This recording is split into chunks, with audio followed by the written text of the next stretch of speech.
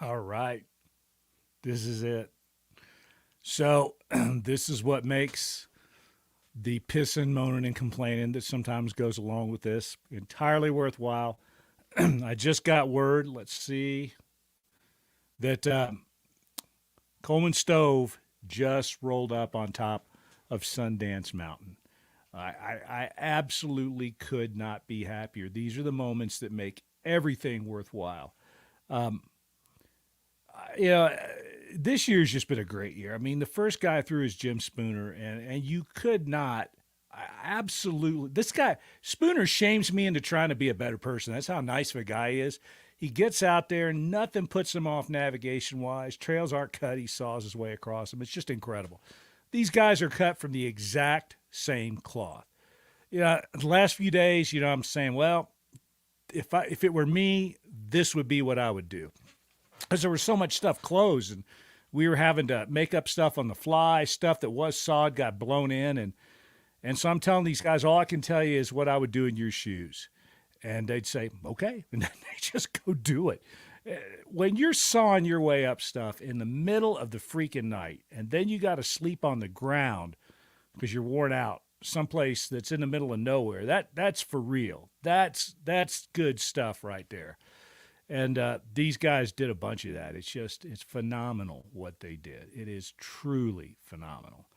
And I know there's all kinds of people out there that, I see YouTube videos too where people are congratulating themselves for riding a BDR with 15 other people. But and I don't want to make light of that.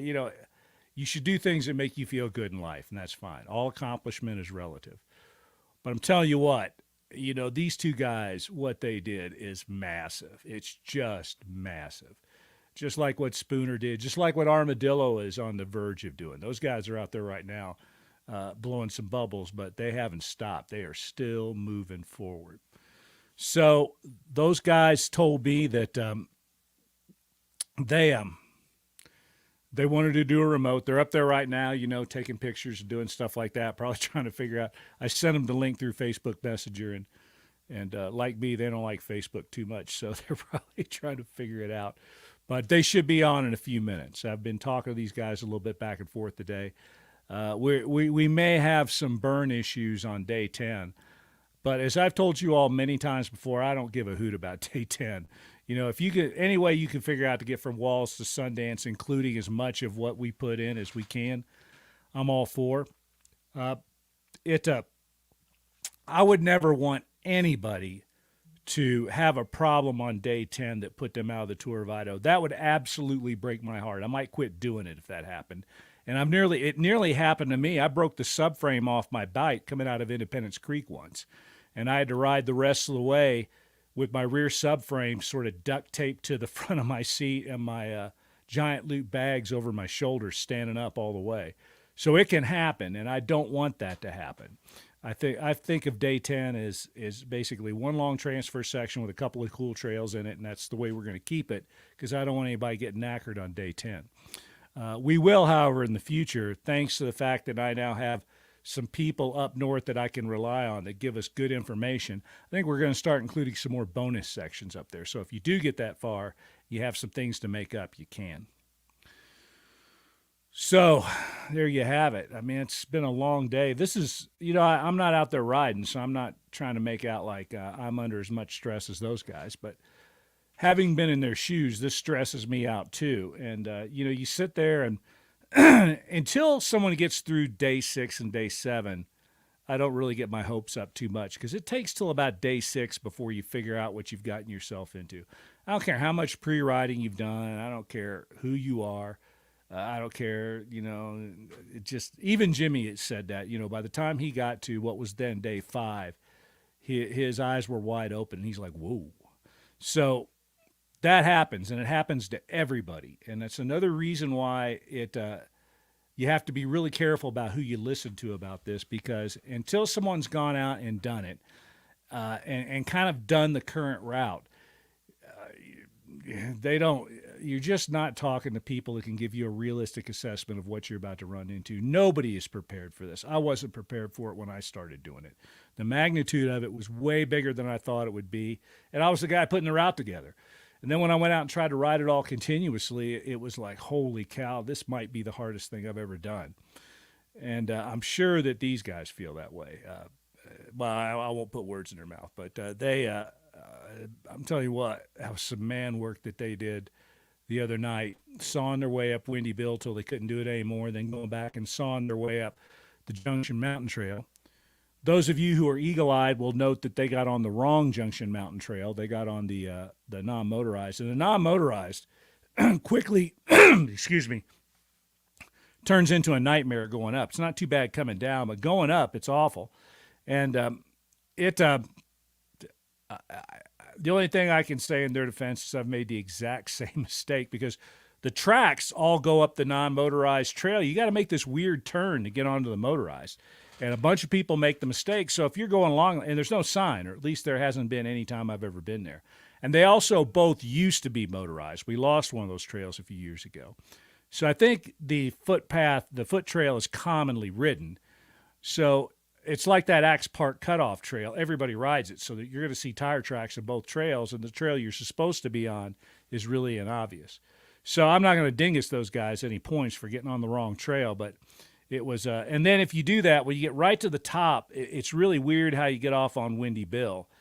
And those guys missed it, which is okay. Hey, here they are. Woohoo! Congratulations, fellas. Thank you. Thanks a lot, Martin. Yeah. Hey, that jersey brought you good luck. I know that. I'm gonna bring it down there and have you sign it. It'd be a real honor. Oh, dude, I'll come find you. I got to come up there because those trails that you guys rode, that loop at the end of the day yesterday looked like it was freaking fantastic. I'm going to come up and ride that in a couple weeks, and I'll let everybody know when I'm coming. Bring your 300, and we'll meet up with you and go on that route. Yeah, was it good? Yeah, it's a good route. It'd be really fun if you weren't dog tired and with a completely unloaded bike. It'd be a really fun ride for sure. Thinking you're half hour away from Wallace, and then come to find out we had another 3 hours of ass kicking trail. I talked to Spooner and Andrew Hickson. I had nothing to do with this. No, guys, we're gonna grab some buddies and take them over there too. It was a cool loop. Listen, I could not be happier. I've been telling everybody all day long. You guys did a quintessential tour of Idaho. You know, if you get to Sundance by the rules, you accumulate enough points. It doesn't matter whether the trail's sawed or not. You get a jersey number. But not all Tour of Idahos are equal. And you guys did one for the ages. You and Spooner this year doing all this rerouting on the fly, which is incredibly stressful, and then sawing your way up all this stuff. That's man stuff right there, man. Salute.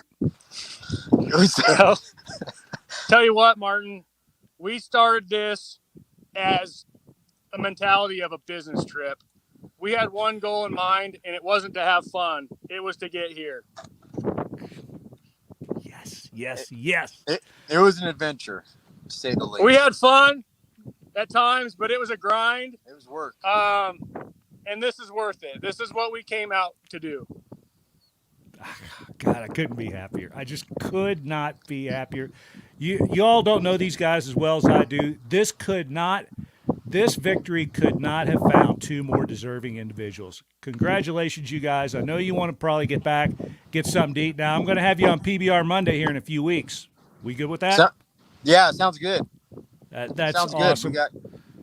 Yeah. I got to tell everybody the story while you're here. I won't keep you any longer than I have to, but that jersey that John's wearing, I gave him last year, and he deserved it. There was something that happened along the way to him that should not have happened. So that jersey he's wearing is a jersey that I wore the last time I stood at Sundance Mountain. And what I forgot to tell John was that jersey has a little bit of bad karma, because the last time I wore that jersey, I similarly got lost on Junction Mountain, took the wrong trail, took the non-motorized trail down, and that thing was like a log-hopping nightmare. And the only reason I kept going is because after a while it was going to be way too hard to ride back up, so I figured it was easier to saw down than saw up. And then when you get to the bottom and see where the other trail comes in, you're really pissed off because it looks better. Oh, man, that was a night. I think I even slept in the same campground as you did. Did the water taste terrible there that came out of the tap? Like, did it taste like iron? No, we didn't have a campground. We ran into somebody with a shotgun. They were nice enough to give us some water. We didn't realize we were actually in a canyon. We were looking for, because we only saw it in the dark. So we were looking for a place to sleep away from the water.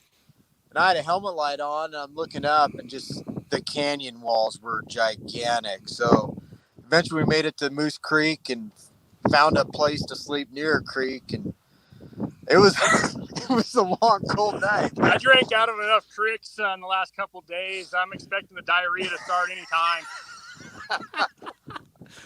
Did you guys have one of those straw things that they have now, the straw purifier thing? We did. I don't have the suction for that thing. I just drank straight out of the water. Yeah. I've done that before. You know, there's times when you go, I'll take the Giardia. I just need some water right now. Yeah, I just got to get here. That was the goal. I figured I'd be here before it kicked in. So, yeah. Thank you. It is our honor to have you guys join us. You guys can tell me who's going to be 80 and who's 81. I don't Craig's know how 80. I'll be 81. All right, 80 and 81. That's the way it is. Craig and John, I'm going to put it in there tonight before I do PBR Monday. Congratulations, fellas. Thank you, and I'll be talking to you soon, okay? Thank you, Martin. Thanks a lot, Martin. Appreciate it. Bye, brothers. Bye. Well, there you go. It blows my mind that you put something like this out on the internet. Some knucklehead like me puts this stuff up. And then when you start researching it, there's a bunch of people talking shit about it. There's more people saying bad things than good things. And we still get guys like this that show up and do this crazy stuff, from Jimmy to Carrie Barton and her team to Jim Spooner. There's a buddy of mine from California, Dave Cullen, that did this a few years ago. Had to spend the night out, sawed his way across the worst trail in the universe. And this guy's like a really successful, smart businessman. And he came back and did it twice. The Lee brothers, the Stafford brothers, all these folks that we've had on PBR Monday, my friends from way up in New England, Stuart Schiff and Dylan, those guys, it's just the Sandwich kids from a couple of years ago, the number of people that show up and do this and have the time of their lives. And I see these big smiles on their face at Sundance. It's the most awesome thing I can think of. This is absolutely the best part of my life here right now, outside of my family, talking to people that have made it and talking to people that gave it a good try. So I'm going to go fix dinner for my kids, and I'll see you all on PBR Monday in a few hours. Cheers. And congratulations once again, Coleman Stove.